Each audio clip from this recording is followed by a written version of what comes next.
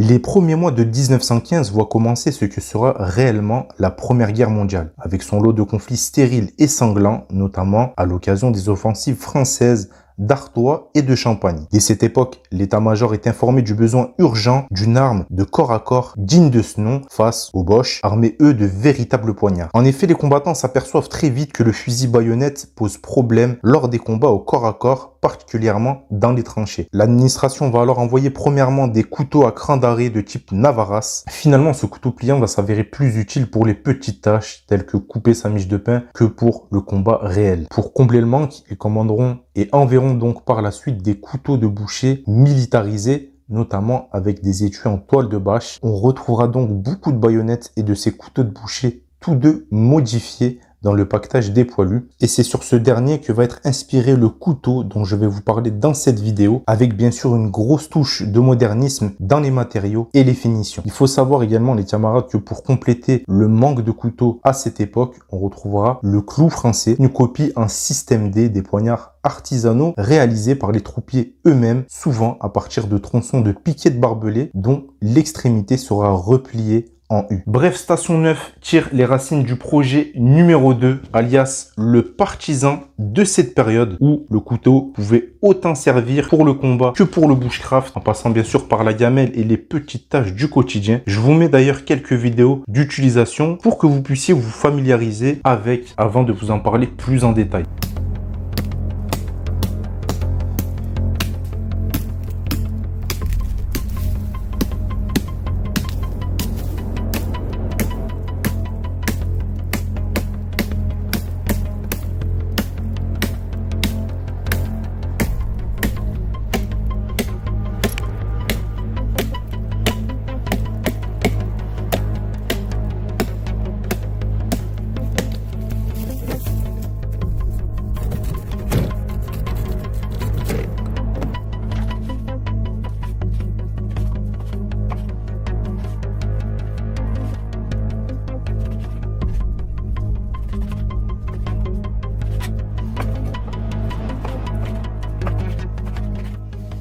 Le partisan est donc un couteau à lame fixe, vous avez dû le remarquer, réalisé d'une seule pièce de métal de 32,7 cm pour 4 mm d'épaisseur et un poids de 250 grammes. L'acier 1095 a été choisi pour ce modèle, contrairement au reste de la gamme dont je vous ai déjà parlé, qui elle est en VG10. Le 1095 est un acier à haute teneur en carbone, donc facile à aiguiser, avec une coupe très efficace et très peu sujet à la casse, offrant un couteau résilient à condition de le préserver de l'oxydation dans le temps. Vous pouvez voir que l'acier est entièrement stonewash, évitant les reflets si besoin. Un tranchant de 19,3 cm précédé d'un petit casse-goutte et du talon de lame qui, comme vous pouvez le voir, ne dépasse pas, ce qui va être intéressant pour la cuisine. La garde est plus prononcée que sur les couteaux de boucher traditionnels. Des plaquettes en micarta viennent habiller le manche. On est sur environ 1,8 cm d'épaisseur, donc on a vraiment pas mal de matière en main. On a deux grosses perforations serties de cuivre apparemment. De quoi y passer une dragonne par exemple pour fixer la main. Il n'y a pas mieux. On a une bonne prise en main efficace quand on doit bourriner. Après, c'est un design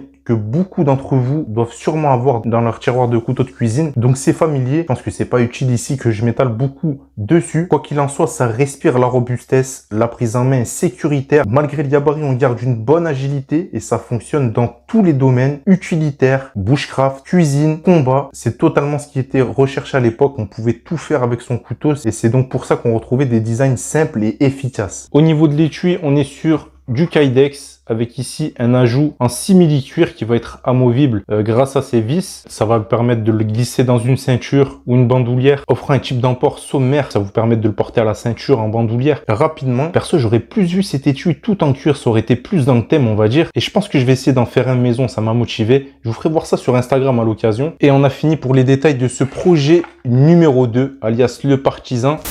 L'utilisation ou la destination première de ces couteaux de tranchée, comme ils étaient appelés, était pour tuer ou incapaciter au corps à corps, particulièrement dans des endroits confinés tels que les tranchées. À ce titre, l'armée américaine à cette époque dota également ses soldats de couteaux de tranchée avec l'astucieuse idée d'y intégrer une garde de type point américain pour davantage d'options en close combat, également selon certains livres pour les interrogatoires dits musclés. On retrouvera donc à la même époque l'US 17 puis l'US 18 dont on aura peut-être l'occasion de reparler sur cette chaîne. Le point américain de Station 9 peut être combiné dans cette optique avec le Partisan. Il est ultra léger et brutal. Un outil parfait pour refaire des portraits. C'est quand même incroyable de dire qu'à l'époque, il portait ce genre de couteau de tranchée à la ceinture au quotidien. Je pense qu'il devait avoir des conversations bien étranges quand il est resté du sang séché sur leur couteau ou sur leur poing américain. À mon avis, ça devait faire des bonnes discussions autour du feu de camp, tout ça. Bref, un grand merci à Station 9 pour ces excellentes créations qui nous font replonger dans le temps. J'ai pris beaucoup de plaisir à utiliser ce Partisan pendant les périodes de test. N'hésitez pas à consulter les vidéos précédentes et à très vite, je l'espère, pour une nouvelle vidéo.